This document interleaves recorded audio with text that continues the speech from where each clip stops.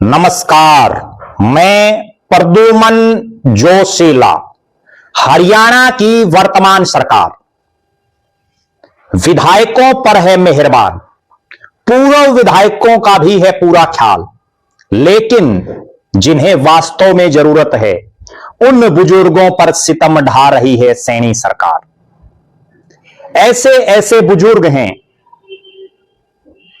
जो वास्तव में गरीब हैं, उनकी भी पेंशन कट गई और सरकार के मंत्री या प्रदेश के मुखिया बार बार इस तरह के बयान दे रहे हैं कि किसी की पेंशन नहीं कटी, और बुजुर्ग सामने आ करके बोल रहे हैं कि उनको पेंशन नहीं मिली। आज का यह वीडियो बहुत ही महत्वपूर्ण है, ऐसा वीडियो जो आपकी आंखें खोल करके रख देगा। हकीकत से आपको रूबरू करवाएंगे आज हम। वर्तमान में बीजेपी सरकार जो पिछले लगभग 11.25 साल से हरियाणा प्रदेश में राज कर रही है, और लगभग 2 साल अभी नायब सिंह सैनी को हो जाएंगे मुख्यमंत्री बने हुए। पहली बार कोई ऐसी सरकार इस हरियाणा प्रदेश में बनी है जिसने इतने बड़े स्तर पर, जिस तरह की खबरें हरियाणा प्रदेश के अलग अलग गांव से, शहरों से, मोहल्लों से आ रही हैं, पहली बार इतने बड़े स्तर पर बुजुर्गों की पेंशन काटी है उस सरकार ने, जिसने विधायकों को 5 स्टार होटल में ठहरने की सुविधाएं दे रही हो, जो सरकार पूर्व विधायकों की पेंशन बढ़ा रही हो, जो बीजेपी सरकार अपने मंत्रियों, अपने विधायकों और अपने सरकार में जो चेयरमैन हैं उनको लगातार सुख सुविधाएं बढ़ाती जा रही हो, वो बीजेपी की सरकार जो विधायकों को और अन्य जो माननीय जिनको बोलते हैं उनकी सुख सुविधाओं पर लगातार खर्च कर रही है। लेकिन जब बुजुर्गों को पेंशन देने की बात, और वो भी वो पेंशन जो सम्मान पेंशन जिसको बोलते हैं, वृद्धावस्था सम्मान पेंशन, उसको देते समय प्रदेश की सरकार का मंत्री ये दलील दे कि बजट कहां से आएगा। जब मुख्यमंत्री का हेलीकॉप्टर घूमता है तब बजट कहां से आता है? जब मंत्रियों की गाड़ियां चलती हैं, जब मंत्रियों और विधायकों को तनख्वाह मिलती है, विधायकों को पेंशन मिलती है, चेयरमैनों को सुख सुविधाएं मिलती हैं, तब वो बजट कहां से आता है? बहुत गौर करने वाली बात है। और हरियाणा प्रदेश, जिस प्रदेश से आने वाले चौधरी देवीलाल ने अपनी पहली कलम से यह ऐलान किया था कि वो बुजुर्गों को 100 रुपए पेंशन देंगे, प्रदेश के मुख्यमंत्री नायब सैनी साहब ने एक प्रेस कॉन्फ्रेंस की और उसमें उन्होंने अपना पक्ष रखने का काम किया, और इस तरह से उन्होंने आंकड़े पेश किए जिससे यह लगा कि बीजेपी सरकार सही है और जो विपक्ष वाले हैं वो लोगों को गुमराह कर रहे हैं। लेकिन सैनी साहब को एक बात और भी बतानी चाहिए थी, जो उन्होंने कहा कि 10,000 की एक लिमिट लगाई गई कांग्रेस के राज में जब चौधरी भजनलाल इस प्रदेश के मुख्यमंत्री थे। आज चौधरी भजनलाल के बेटे बीजेपी में हैं, कुलदीप बिश्नोई। फिर उन्होंने चौटाला राज का जिक्र किया, भूपेंद्र सिंह हुड्डा के राज का जिक्र किया। एक तरफ तो भारतीय जनता पार्टी बार बार एक बात कहती है कि हम तो जो कांग्रेस पार्टी ने 70 सालों से जो गड्ढे खोदे हुए थे उनको भर रहे हैं। अगर पिछली सरकारों ने कोई गलत फैसला लिया है तो क्या यह सरकार भी उसको आगे बढ़ाती रहेगी? दूसरी बड़ी गंभीर बात, और आप दर्शक कमेंट करके जरूर बताएं, अब जो ये पेंशन कट रही है, आपके इलाके में कितने लोगों की पेंशन कटी है, आपकी जान पहचान वालों की? आप जरूर कमेंट करें, अपने गांव का नाम कमेंट करें, और आप यह भी कमेंट करें कि इससे पहले जैसा मुख्यमंत्री साहब कह रहे हैं कि 10,000 की लिमिट थी कांग्रेस के राज में, चौधरी भजनलाल के राज में, उसके बाद चौटाला का राज आया, भूपेंद्र हुड्डा का राज आया, तो आप दर्शक यह भी कमेंट करें कि चौटाला राज में, भूपेंद्र हुड्डा के राज में या कांग्रेस के राज में कितने लोगों की पेंशन कटी थी? अगर यह क्राइटेरिया उस समय था जैसा मुख्यमंत्री कह रहे हैं, तो उस समय भी तो पेंशन कटनी चाहिए थी। मुख्यमंत्री जी को यह भी बताना चाहिए था कि कितने लोगों की उस समय पेंशन कटी। बहुत सोचने वाला विषय है। मुख्यमंत्री जी एक तरफ और दे रहे हैं कि उस समय इतने लोगों को पेंशन मिलती थी, अब हम इतनों को दे रहे हैं। मुख्यमंत्री साहब, जनसंख्या भी तो बढ़ रही है। 1987 में हरियाणा प्रदेश की कितनी जनसंख्या थी? आज 2026 में हरियाणा की कितनी जनसंख्या है? वो भी प्रदेश की जनता के बीच में आंकड़े रखने चाहिए। अब जब यह पेंशन काटी जा रही थी या काटी गई, तो बहुत से बुजुर्ग अलग अलग नेताओं से भी मिले, और जब इस बात को विपक्ष ने उठाया, विशेषकर इंडियन नेशनल लोकदल के सुप्रीमो अभय सिंह चौटाला हो, जननायक जनता पार्टी के नेता दिग्विजय चौटाला हो, या कांग्रेस के नेता चौधरी भूपेंद्र सिंह हुड्डा और दीपेंद्र सिंह हुड्डा हो, जिन्होंने जब मजबूती से यह बात उठाई, और इंडियन नेशनल लोकदल ने तो 20 तारीख बजट सत्र के पहले दिन पंचकुला में सरकार के खिलाफ एक विशाल विरोध प्रदर्शन का ऐलान किया, तो मुख्यमंत्री साहब को यह प्रेस कॉन्फ्रेंस करनी पड़ी, उनको अपने आंकड़े प्रस्तुत करने पड़े। और अक्सर विपक्षी पार्टियां एक बात कहती है कि बीजेपी वाले आंकड़ों में महारत हासिल किए हुए हैं। आंकड़ों में जो बात है वो एक इतर चीज है।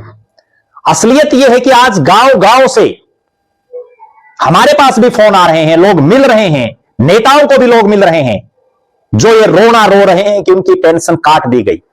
ऐसे ऐसे लोगों की पेंशन कट गई जो 3 लाख का क्राइटेरिया छोड़ दीजिए, वो तो उससे भी नीचे के हालात में है। और अगर यह क्राइटेरिया बुजुर्गों पर लागू होता है तो इन विधायकों पर, सांसदों पर, चेयरमैनों पर क्यों नहीं लागू होता? क्या कोई ऐसा विधायक है जिसकी 3 लाख रुपए साल की इनकम से नीचे हो? बताएं मुख्यमंत्री जी, फिर उनको पेंशन क्यों दी जा रही है? क्या कोई ऐसा सांसद है जिसकी 1 साल की इनकम 3 लाख से नीचे हो हरियाणा प्रदेश में? अगर है तो वो भी बताना चाहिए। आज विधायकों को 5 स्टार होटल की सुविधाएं मिल रही हैं, पूर्व विधायकों की पेंशन बढ़ रही है, विधायकों की तनख्वाह बढ़ाई जा रही हैं, सुख सुविधाएं उनकी लगातार बढ़ रही हैं, मंत्रियों को इतने बड़े बड़े बंगले अलॉट हैं, आगे पीछे उनको पायलट मिल रही हैं, तब यह प्रदेश का बजट कहां जाता है? आज जरूरत है हरियाणा प्रदेश के बच्चे बच्चे को, बच्चे से लेकर बुजुर्ग तक सबको जागने की। उनको सोचना चाहिए कि ये जो सांसदों और विधायकों को या जो बड़े पदों पर बैठे लोग हैं, इनको जो तनख्वाह और जो सुख सुविधाएं मिल रही हैं वो हमारे टैक्स के पैसे से मिल रही हैं। जब हमारे टैक्स का पैसा, जो कोई भी आदमी चीज खरीदता है उस पर टैक्स देता है, उसके पैसे से जब इनकी सुख सुविधाएं बढ़ रही हैं लगातार और बुजुर्गों को पेंशन देनी हो तो तरह तरह की अड़चनें डाली जाती हैं। प्रदेश के मुख्यमंत्री को बड़ा दिल दिखाते हुए बिल्कुल क्लियर कट सम्मान स्वरूप इस पेंशन को हर बुजुर्ग को देनी चाहिए। हां, अगर कोई बुजुर्ग सरेंडर खुद करना चाहे, खुद ना लेना चाहे इस पेंशन को, तो बेशक ना ले, लेकिन अगर सम्मान स्वरूप आप किसी चीज को दे रहे हैं तो फिर सबको देने का फर्ज इस प्रदेश की सरकार का है। आप दर्शक अपनी बेबाक राय जरूर रखें। यह जो एक बहुत ही गंभीर मामला है, जो हरियाणा प्रदेश के लाखों लाख बुजुर्गों से जुड़ा हुआ है, लाखों परिवारों से जुड़ा हुआ है। एक तरफ तो यह कहा जाता है कि बुजुर्ग जो है वो घर की शान और शौकत होते हैं, और दूसरी तरफ उनकी पेंशन पर ऐसा हंटर मारा जाता है कि उनको समझ ही नहीं आता कि करें तो करें क्या। प्रदेश के मुख्यमंत्री और प्रदेश के मंत्रियों को यह स्पष्ट करना चाहिए कि उनके राज से पहले, बीजेपी राज से पहले कितने बुजुर्गों की पेंशन कटी, ताकि प्रदेश की जनता के सामने दूध का दूध और पानी का पानी हो सके। दूसरी गंभीर बात, 9.5 साल मनोहर लाल खट्टर साहब भी हरियाणा प्रदेश के मुख्यमंत्री रहे, उन्होंने कितने लोगों की पेंशन काटी? अगर यह पेंशन का गड़बड़ झाला, लोग गलत पेंशन ले रहे थे, बिना क्राइटेरिया फुलफिल किए पेंशन ले रहे थे, तो मनोहर लाल खट्टर साहब ने 9.5 साल क्यों पेंशन दी? फिर यह भी अपने आप में एक बहुत बड़ा सवाल है। प्रदेश की सरकार के प्रति बुजुर्गों में बड़ी भारी नाराजगी और बड़ी भारी गुस्सा दिखाई दे रहा है। इतना भारी गुस्सा कहीं बीजेपी की सरकार को अगले चुनाव में ले ना बैठे, इस पर भी ध्यान देने की जरूरत है सैनी साहब। प्रदेश का विपक्ष अगर मजबूती से सड़कों पर उतर करके इन बुजुर्गों के समर्थन में खड़ा हो गया, और जिस तरह से देश में किसान आंदोलन के समय हालात थे देश और प्रदेश में, अगर कोई ऐसी मूवमेंट प्रदेश में खड़ी हो गई तो प्रदेश की सरकार के सामने एक बहुत बड़ी समस्या पैदा हो जाएगी। प्रदेश के मुख्यमंत्री को बड़ा दिल दिखाते हुए अपने मंत्रियों, अपने विधायकों, अपने चेयरमैनों या अन्य माननीयों की सुख सुविधाओं में कटौती कर दें, उनके तनख्वाह और पेंशन में कटौती कर दें, लेकिन कम से कम बुजुर्गों को जरूर बख्श दें। एक और बहुत गंभीर बात, जब एक विधायक प्रदेश की सरकार से तनख्वाह लेता है और वो इसके इतर भी कोई ना कोई अपना काम करता है। क्या प्रदेश की सरकार ने इस पर कभी विचार मंथन किया है?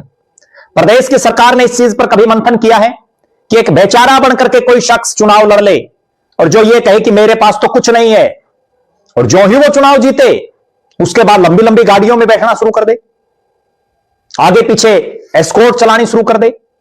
कहां से आ रहा है ये पैसा? इस पर भी प्रदेश की सरकार को मंथन करने की जरूरत है। आप दर्शकों की क्या राय है? बुढ़ापा पेंशन के इस गंभीर मामले को लेकर के अपनी बेबाक राय जरूर रखें। आप ये भी कमेंट करें कि आपके गांव, आपके इलाके, आपके शहर, आपके मोहल्ले में अगर किसी की पेंशन कटी है तो जरूर कमेंट करें आपके गांव, आपके शहर का नाम। हम आपकी आवाज भी जरूर उठाएंगे। बहुत बहुत धन्यवाद। आपका अपना प्रद्युमन जोशीला।